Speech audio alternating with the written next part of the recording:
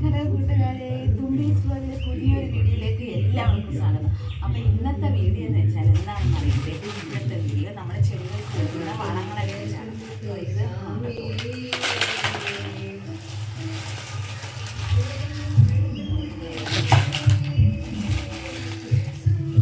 ഈ മൊത്തത്തോടെല്ലാം കൂടെ നമ്മൾ പൊടിക്കും, പൊടിച്ചെടുക്കും. പൊടിച്ചെടുത്തിട്ട് മൊത്തത്തോടെ വേറെ സാധനങ്ങളുണ്ട്. അപ്പോൾ നമ്മൾ ഓരോ പ്രാവശ്യം ഓരോ ദിവസവും ഉപയോഗിക്കുന്ന മുട്ടത്തോടെല്ലാം നമ്മളിങ്ങനെ ഒരു പ്ലാസ്റ്റിക് കവറിൽ ശേഖരിച്ച് വെച്ചിട്ട് അത് ഉണക്കി സൂക്ഷിച്ച് വെച്ചിരുന്നാൽ മതി. ഈ മുട്ടത്തോട് മാത്രമല്ല, ഇനി 2-3 ഐറ്റംസും കൂടിയുണ്ട്, അതുകൂടെ ഞാൻ കാണിച്ചു തരാം. അതെല്ലാം കൂടാണ് നമ്മൾ വളങ്ങളായിട്ട് ഇപ്പോൾ പൊടിച്ചെടുക്കാൻ പോകുന്നത്. അപ്പം നമ്മുടെ വീഡിയോ കണ്ടുകൊണ്ടിരിക്കുന്ന കൂട്ടുകാർ ആദ്യമായിട്ടാണ് കാണുന്നതെങ്കിൽ വീഡിയോ ഒന്ന് ലൈക്ക് ചെയ്യാനും ഷെയർ ചെയ്യാനും കൂട്ടത്തിൽ സബ്സ്ക്രൈബ് ചെയ്യാനും മറക്കരുത്. ഇനി ഇതിൻ്റെ കൂട്ടത്തിൽ അടുത്തതായിട്ട് വളത്തിനായിട്ട് ഉപയോഗിക്കുന്നത്, നമ്മൾ ഈ ചായയൊക്കെ ഇടുമ്പോൾ വേസ്റ്റ് വരുന്ന തേയില കൊന്തില്ലേ, ആ തേയില കൊന്ത് നമ്മൾ ഉണക്കി സൂക്ഷിച്ച് വെക്കണം. അത് ചായ ഇട്ട് കഴിഞ്ഞിട്ട് ആ കൊന്തെടുത്തിട്ട് വെയിലത്തോട്ടിട്ടൊന്ന് ഉണക്കിയെടുത്ത് സൂക്ഷിച്ച് വെച്ചിരുന്നാൽ മതി. അത് നല്ല കട്ടിയായിട്ടങ്ങ് വരും. അത് നമ്മൾ മിക്സിയുടെ ജാറിലിട്ടൊന്ന് പൊടിച്ചെടുത്താൽ മാത്രം മതി. അപ്പോൾ അതാണ് നമ്മുടെ സെക്കൻഡ് ഐറ്റം. അപ്പോൾ അത് ഞാനിവിടെ കുറേ അധികം സൂക്ഷിച്ച് വെച്ചിട്ടുണ്ട്. അപ്പോൾ ഇതെല്ലാം ഞാൻ ഉണക്കി വെച്ചിട്ടുണ്ടായിരുന്നു കേട്ടോ. അപ്പോൾ ഈ തേയിലക്കൊന്ത് ഉണക്കിയെടുക്കുമ്പോൾ അങ്ങ് നല്ല കട്ടിയാകും. അങ്ങനെ നമ്മുടെ കൈ കൊണ്ടൊന്നും ഇത് പൊടിക്കാൻ പറ്റത്തില്ല, നല്ല കട്ടിയായിട്ടിരിക്കുന്നത്. നമ്മൾ അന്നേരം ഒരു മിക്സിയുടെ ജാറിലിട്ട് നല്ലതുപോലെ അങ്ങ് പൊടിച്ചെടുക്കുമ്പോൾ നല്ല ഫൈനായിട്ട് ഇത് പൊടിഞ്ഞ് കിട്ടും. ഞാൻ ആദ്യമേ കൈ കൊണ്ട് പൊടിക്കാൻ നോക്കി കേട്ടോ. കൈ കൊണ്ട് പൊടിക്കാൻ നോക്കിയിട്ടൊന്നും പറ്റുന്നില്ല, നല്ല കട്ടിയായിട്ടിരിക്കും, നല്ല ഉറച്ചിരിക്കുകയാണ് ഇത് ഉണങ്ങി വരുമ്പോൾ.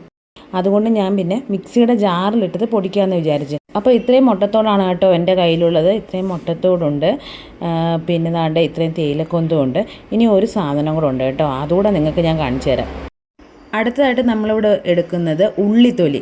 നമ്മൾ ഉപയോഗിച്ച ഉള്ളിയുടെ തൊലി വേസ്റ്റാണ് നമ്മളിവിടെ ഉണക്കി വെച്ചിരിക്കുന്നത്. അപ്പോൾ ആ ഉള്ളിത്തൊലിയും കൂടെ ഇതിൻ്റെ കൂട്ടത്തിൽ ചേർക്കണം. അപ്പോൾ നമ്മൾ 3 ഐറ്റം എടുത്ത് വെച്ചിട്ടുണ്ട്. ഈ മുട്ടത്തോട് നമുക്ക് നല്ലതുപോലെ കൈവച്ച് പൊടിയുമ്പം പൊടിയും, എന്നാലൊരു തരി പോലെ ഇങ്ങനെ കിടക്കും. അങ്ങനെ കിടക്കാതിരിക്കാനായിട്ടാണ് നമ്മൾ മിക്സിയുടെ ജാറിലിട്ട് നല്ലതുപോലെ പൊടിച്ചെടുക്കുന്നത്. അപ്പം നമുക്ക് നല്ല ഫൈനായിട്ട് പൊടിഞ്ഞ് കിട്ടും. പിന്നെ നമ്മുടെ ഉള്ളിത്തൊലിയും നല്ല, അല്ലെങ്കിൽ ഉള്ളിത്തൊലിയൊക്കെ ഈ ചെടിയുടെ മൂട്ടിലിട്ട് കഴിഞ്ഞാൽ അതുപോലെ കിടക്കും. അത് അങ്ങനെ കിടക്കാതിരിക്കാനാണ് നമ്മൾ പൊടിച്ചെടുക്കുന്നത്. അപ്പോൾ ആദ്യം നമുക്ക് തേയിലക്കൊന്ത് പൊടിച്ചെടുത്തുകൊണ്ട് വരാം. ഓരോന്നായിട്ടേ പൊടിച്ചെടുക്കാൻ പറ്റത്തുള്ളൂ, ഒരുമിച്ചിട്ട് പൊടിക്കാൻ പറ്റത്തില്ല. അപ്പം നമുക്ക് ആദ്യമേ തേയിലക്കൊന്ത് അങ്ങോട്ട് പൊടിച്ചെടുക്കാവേ.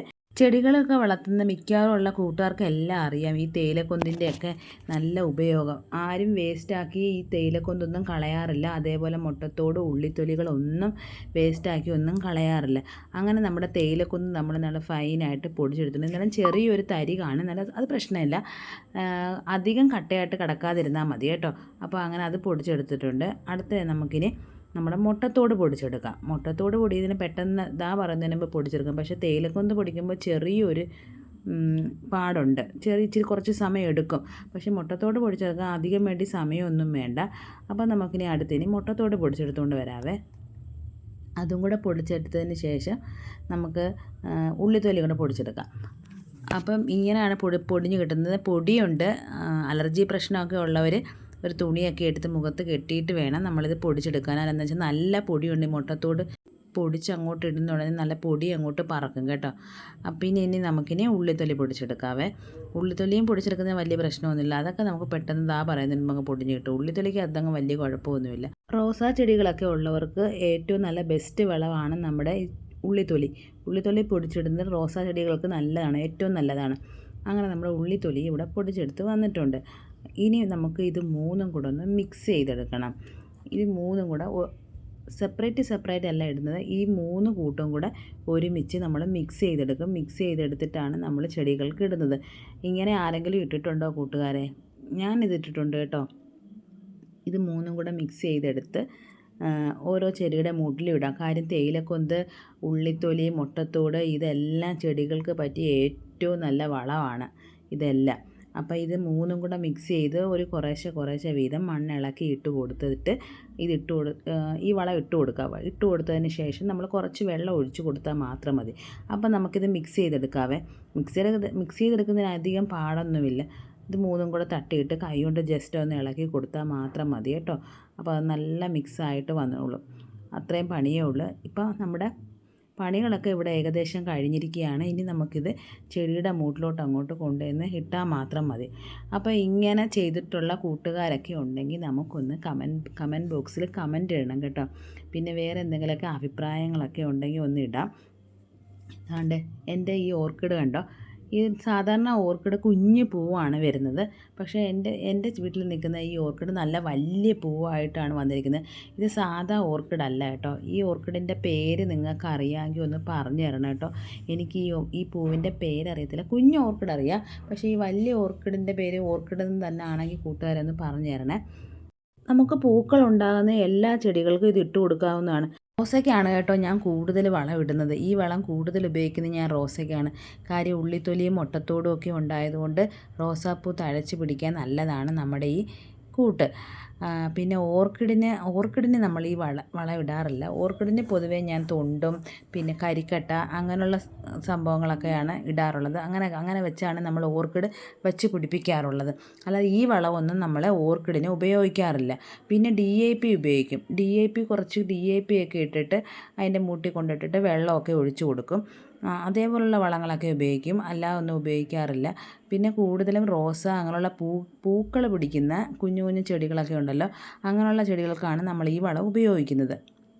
ഇത് കുഞ്ഞു ഓർക്കിഡാണ്.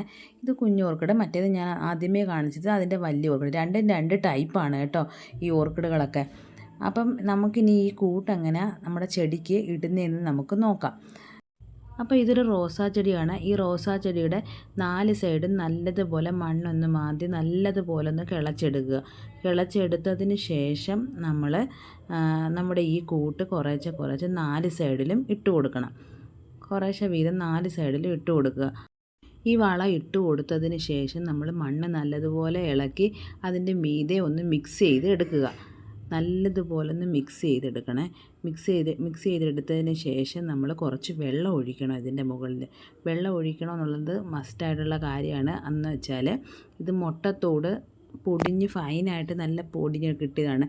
വെള്ളം ഒഴിച്ചില്ലെങ്കിൽ മുട്ടത്തോട് മൊത്തം അങ്ങ് പറന്നു പോകും, കാറ്റത്ത് മൊത്തം പറന്നു. പക്ഷേ വെള്ളം ഒഴിച്ച് കഴിയുമ്പോൾ അത് ഈ മണ്ണിനകത്തോട്ടങ്ങ് അലിഞ്ഞ് ചേരും. അതുകൊണ്ടാണ് നമ്മൾ ഈ വളം ഇട്ടതിന് ശേഷം വെള്ളം ഒഴിച്ച് കൊടുക്കണമെന്ന് പറയുന്നത്. അങ്ങനെ ഓരോ ചെടികൾക്കും നമുക്കിങ്ങനെ 4 സൈഡിലെ മണ്ണ് മാറ്റി കുറേശ്ശെ വീതം നമുക്ക് ഇട്ട് കൊടുത്ത് വെള്ളം ഒഴിച്ച് കൊടുത്ത് എടുക്കാവുന്നതാണ്. അപ്പോൾ നല്ലതുപോലെ ഇതിനകത്ത് പൂവൊക്കെ പിടിക്കും കേട്ടോ. അപ്പോൾ കൂട്ടുകാരും ഈ വളമൊന്ന് ഉപയോഗിച്ച് നോക്കൂ. അപ്പോൾ എല്ലാ ചെടികൾക്കും ഞാനിത് ഇട്ട് കൊടുക്കുന്നുണ്ട്. ഓരോ ചട്ടിയുടെയും മണ്ണ് മാറ്റി എല്ലാ ചെടികൾക്കും ഞാനിത് ഇട്ട് കൊടുക്കുന്നുണ്ട്. നമ്മളിത് ഉപയോഗിക്കുന്നത് ഒരു 2-3 ആഴ്ച കൂടുമ്പോൾ മാത്രം ഇട്ട് കൊടുത്താൽ മതി കേട്ടോ. എപ്പോഴും ഒന്നും ഇട്ട് കൊടുക്കണ്ട. 2-3 ആഴ്ച കൂടുമ്പോൾ മാത്രമേ ഒരു പീരീഡ് അനുസരിച്ച് ഇട്ട് കൊടുത്താൽ മാത്രം മതി. അതേപോലെ ഇതിൻ്റെ ഇടയ്ക്ക് നമുക്ക് ചാണകപ്പൊടി ഇടാം, DAP വളം ഇടാം. പിന്നെ നമ്മുടെ വേപ്പിൻ പിണ്ണാക്കുണ്ടല്ലോ, വേപ്പിൻ പിണ്ണാക്ക്, എല്ലുപൊടി അങ്ങനെയുള്ള വളങ്ങളൊക്കെ നമുക്ക് ഈ ചെടികൾക്ക് ഓരോരോ പീരീഡ് സമയം വെച്ചിട്ട് എന്ന് വെച്ചാൽ 2-3 ആഴ്ച ഡിഫറൻസ് ഇട്ടിട്ട് വേണം നമ്മളിത് ഇട്ട് കൊടുക്കാനായിട്ട് കേട്ടോ. അപ്പോൾ ഇന്നത്തെ വീഡിയോ എല്ലാവർക്കും ഇഷ്ടമായില്ലേ? അപ്പം എല്ലാവരും സബ്സ്ക്രൈബ് ചെയ്യണം, ഷെയർ ചെയ്യണം. ഇതുവരെ സപ്പോർട്ട് ചെയ്യാത്തവരൊക്കെ നമുക്ക് സപ്പോർട്ട് ചെയ്തൊന്ന് ചാനലൊന്ന് സബ്സ്ക്രൈബ് ചെയ്ത് സഹായിക്കണേ. അപ്പോൾ പുതിയൊരു വീഡിയോയുമായി വീണ്ടും വരാം. ടാറ്റാ.